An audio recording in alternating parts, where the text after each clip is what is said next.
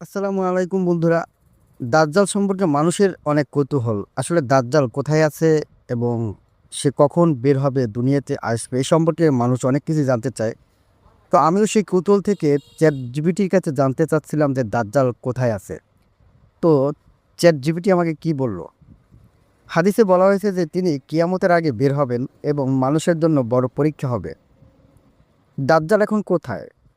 একটি বিখ্যাত হাদিসে বলা হয়েছে যে একজন সাহাবী তামিম আল দারি রাদিয়াল্লাহু সমুদ্রে যাত্রার সময় একটি দ্বীপে গিয়ে এক ব্যক্তিকে শিকল দিয়ে বাঁধা অবস্থায় দেখেন। পরে জানা যায় সে ছিল দাজ্জাল।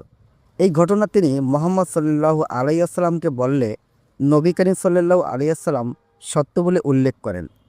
হাদিসটি সহিহ মুসলিমে বর্ণিত আছে। হাদিস অনুযায়ী ধারণা করা হয় দাজ্জাল কোনো একটি দ্বীপে বন্দী অবস্থায় আছে। কিয়ামতের কাছাকাছি সময় আল্লাহর অনুমতিতে সে বের হবে। সে পৃথিবীতে ঘুরে মানুষকে বিভ্রান্ত করার চেষ্টা করবে। দাজ্জাল কোথা থেকে বের হবে? হাদিসে এসেছে যে দাজ্জাল শেষ সময় খুরাসান অঞ্চলের দিক থেকে বের হবে, বর্তমান ইরান আফগানিস্তান এলাকার দিক। গুরুত্বপূর্ণ কথা, দাজ্জালের সঠিক অবস্থান মানুষ নিশ্চিতভাবে জানে না। এটা আল্লাহর গায়েবী বিষয়।